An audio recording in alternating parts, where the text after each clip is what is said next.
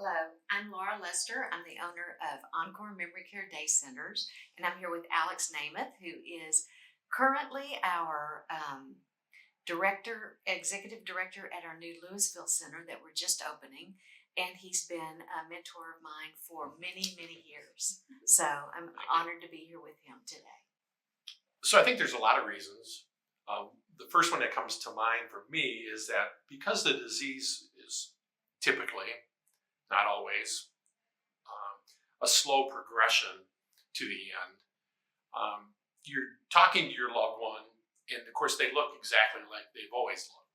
You're aging together. You see their wrinkles, you see their behaviors. So that's what you're accustomed to. But slowly over time, you're going to start to realize that, unfortunately, mentally, they are not the same person that they were previously. They've got a neurological condition now called Alzheimer's or many other forms of dementia. And you're expecting them then to respond in a similar way that they always have in the past. So for a lot of people, it just kind of snuck up on them, especially with the primary care person, the spouse, or who's ever in charge of them. The people that don't see them as often recognize it right up front. Yeah. Because the conversation with mom or dad is very different than what they experienced a month or 2 months or 3 months or even a year ago. So that's one of the challenges then associated with communicating with them, is recognizing them that mentally, neurologically, they're just not the same person they were before.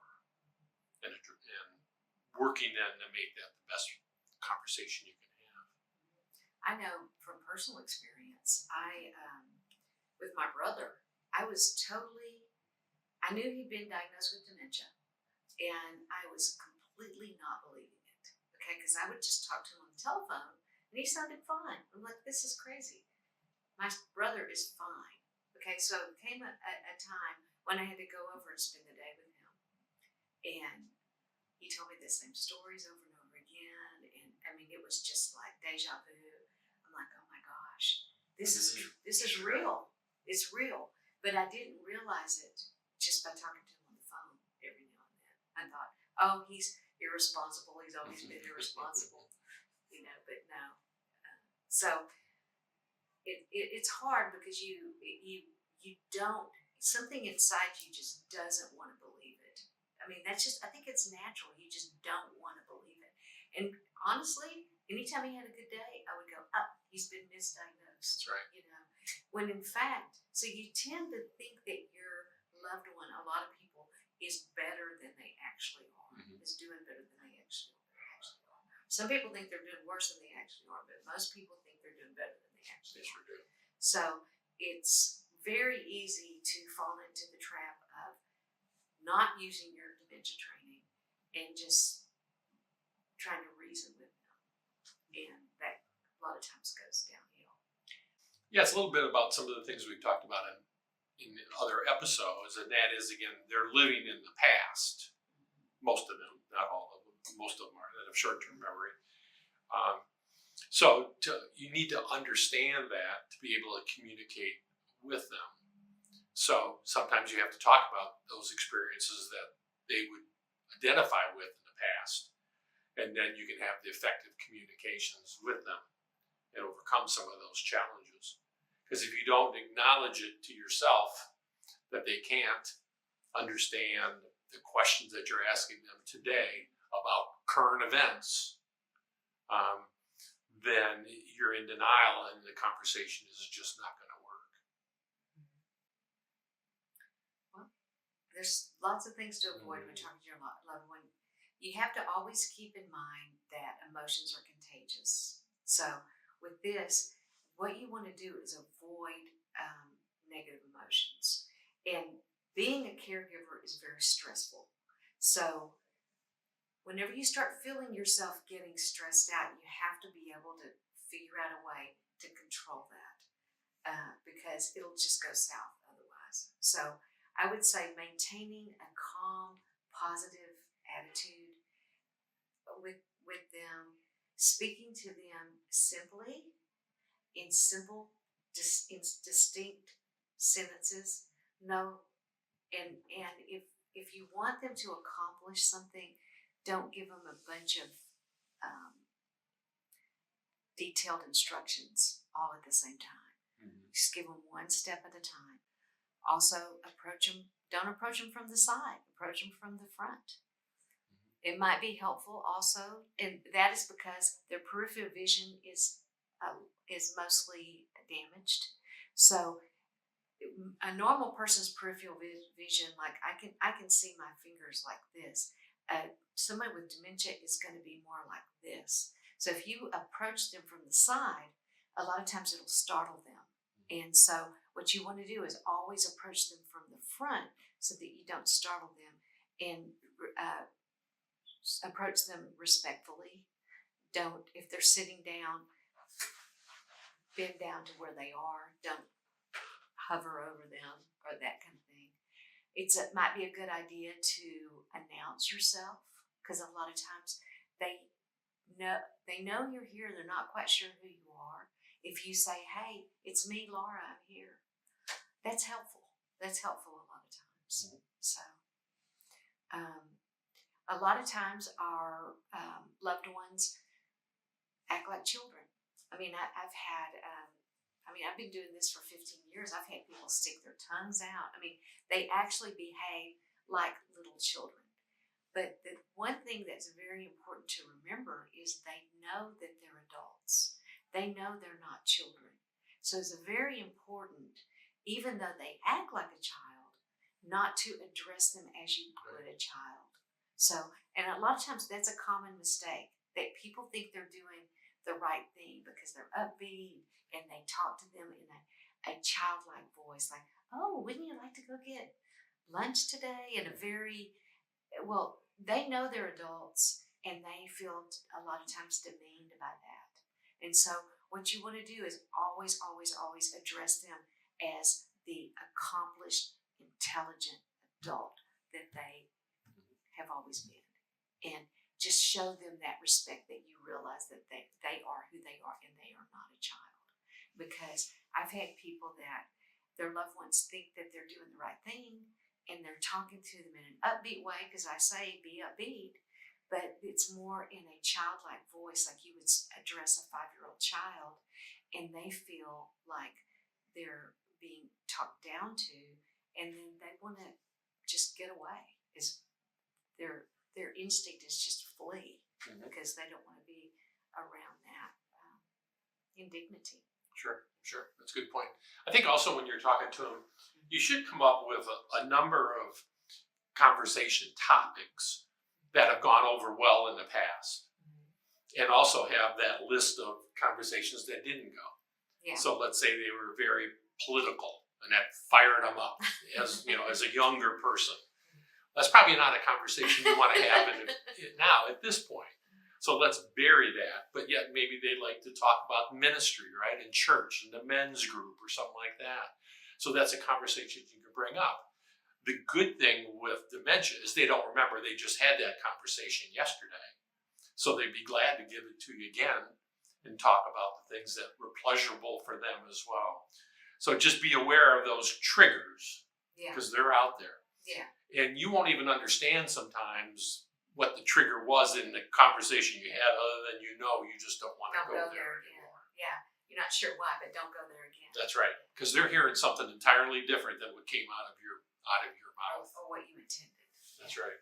And your intentions are good. But again, remember, you can do these things over and over again. That's still dignity and respect. You're giving them the opportunity to verbalize thoughts that they have, and they can do them on a regular basis. So there's a lot of ways. One of the ones I like to do is always make it was you and I. So remember, just yesterday we talked about going out this morning, right, to go see the doctor, because he needs to see us. He needs to see both of us, right? We go every month. So let's go ahead. Let's get ready together. Let's get in that car and let's go see him. And when we finish, we're going to stop and have breakfast. So make it something that it's uplifting, it's fun, and that we've decided to do together. Yeah, we had this conversation. So that's really helpful in those conditions.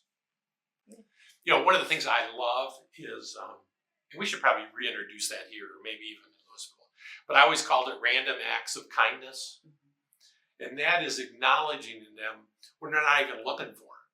So they're just sitting there enjoying the activity. You're going up to them and saying, aren't we having the best day today?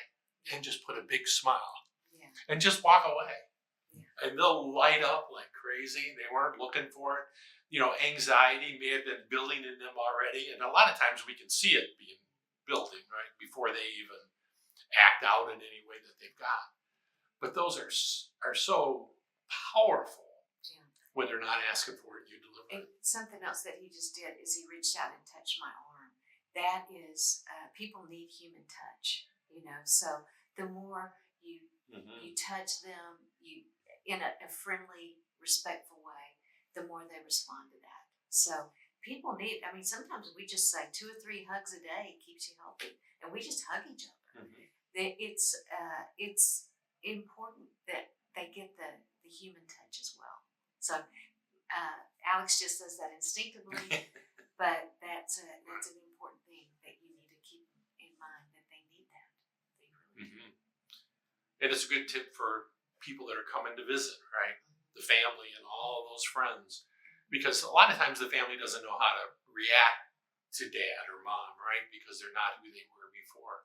But that's an easy thing for anybody to be able to do. And like you said, it can be more than a touch. It can be a hug. That's where kids come into play again, because kids will hug you in bed with bad breath, right? They don't care. They love. But they might tell you got bad breath. They might. Be prepared for it. Just like a dementia patient will. That's right. But anyways, those are really powerful tools. I think you have to remind them that they still love you like they've always loved you. Yeah.